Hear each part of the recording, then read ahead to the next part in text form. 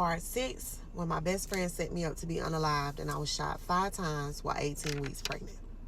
So something that I'll never forget is the smell of my flesh burning from the bullet holes mixed with the smell of my blood.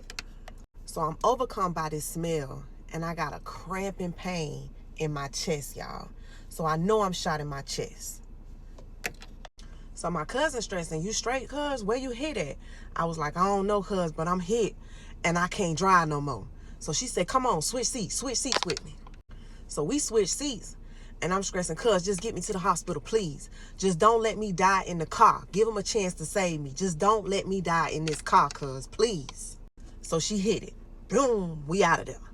So the first thing I do is go to assessing my injuries, because I used to be in nursing school before I caught my first charge.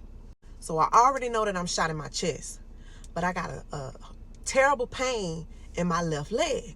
So when I look down, I notice I'm shot twice in my left leg. And one of the bullet holes is maybe a 1/2 inch to 1 inch from my femoral artery. So I go to filling up my leg and stuff like that, and I realize that I'm shot again, like kind of in my hip butt area. So I lean back on my seat, and when I lean back, I get a shooting pain in my back. So I'm shot in my back too, y'all. So now I realize that I'm shot 5 times, y'all. I'm scared. I don't want to die. I'm saying, "Lord, please don't let me die. Please don't let me die. Like, I got a 5-year-old son. I'm pregnant. My family need me. Like, please don't let me go out like this." So I go to talking to myself. "Bitch, get it together. You got to save yourself. Come on, tighten up. Pull it together. You got to save yourself." So the first thing I do is I calm myself. You got to stay calm, bitch. Because the more excited and the more your heart pump, the more your blood is going to pump. And you Swiss cheese right now, mama. So the more this blood pump, the more it's going to pump out of your body. So just relax. So I turned into MacGyver, y'all. I snatched my purse up. I had a strap on my purse. I snatched the strap off my purse and I made a tourniquet. I tied it around my leg as tight as it would go to cut off the circulation in my leg so the blood wouldn't pump out of the bullet holes that was in my leg. So I snatched my shirt off. I go to ripping my shirt in half, y'all. I balled that bitch up as tight as it'll go, and I stuffed it down into the bullet hole that was in my back as far as it would go. I was in agonizing pain, y'all. I never felt a pain like this before in my life. I always kept a towel in my car. So I rolled the towel up and I put it up under like my butt area to try to stop the bleeding in my hip ass area. So I take what's left of my shirt and I go to wrapping that bitch and balling it up, and I stuffed it down to the hole in the hole that was in my chest.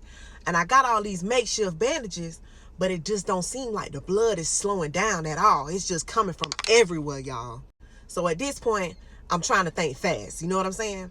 So I leaned back on my seat hard as I could, and I leaned over I'm on my side like this, trying to put pressure on all of my wounds. So I take my leg and I put it up on my dashboard like this, and now I'm pushing as hard as I can on my dashboard to push my body up against my seat to try to slow down some of the bleeding. So at this point, I'm crying. My cousin crying. She just screaming, "Hold on, cuz, I'm going to get you there. I'm going to get you there." When I tell y'all she drove that bitch like a NASCAR driver, y'all, we ran every red light. She drove on the wrong side of the road. We hopped curbs. Baby, we was like 15 minutes from the hospital, and I swear she got me there in like 7 minutes, y'all.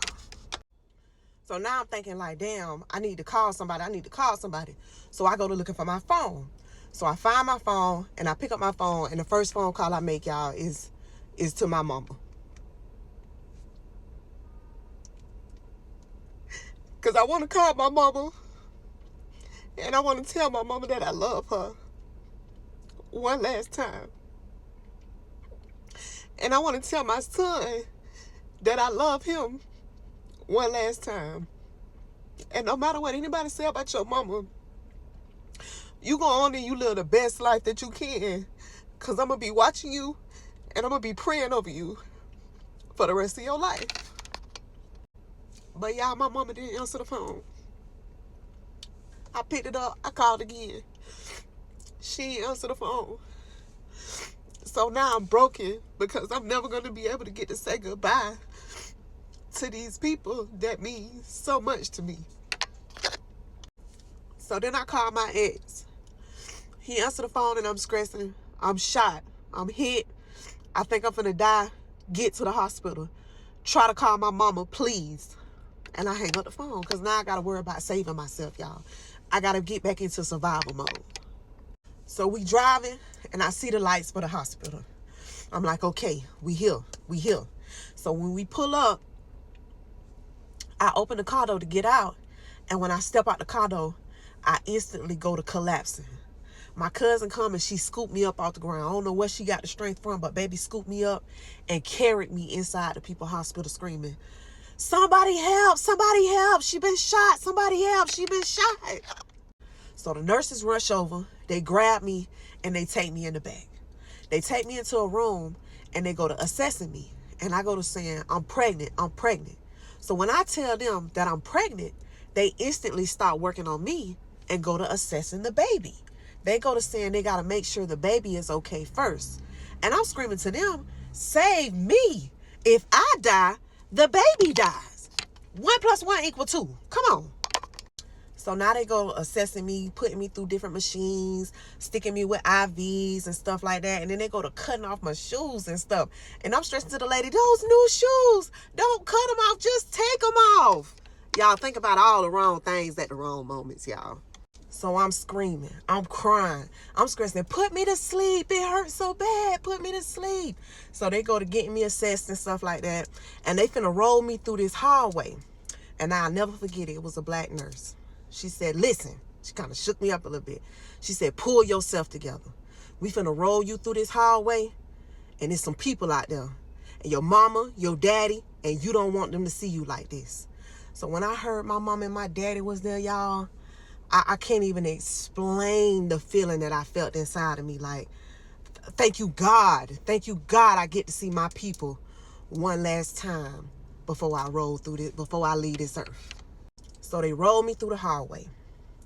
My mama, my daddy, my sister Tamaria, and my brother JR was there. And when I seen them, y'all, I just started bawling. All I kept saying was, I'm so sorry. I'm so sorry. I'm so sorry, y'all. I'm so sorry.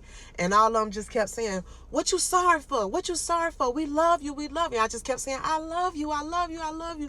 Please take care of my son. Please take care of my son. And at the end of the hallway, when we get to the end of the hallway, there's an officer there. So he says, hey, can you tell us what happened? So I was like, I got shot. I got shot. So he was like, well, who were you with? So I said, I was with my cousin and I was with my best friend. And they rolled me through the hallway. So when we get in the back, they go to putting all the stuff on me, getting ready to put me to sleep. So once I realized that they're going to put me to sleep, now I'm stressing. Please don't put me to sleep. Please don't put me to sleep. I might not wake up. Just do the surgery like this. Just do the surgery like this. And that same black nurse was right there holding my hand. And she said, it's okay, baby. I'm right here. And I'm going to be right here when you wake up. I'm going to be right here. I promise. And y'all already know what I'm finna say.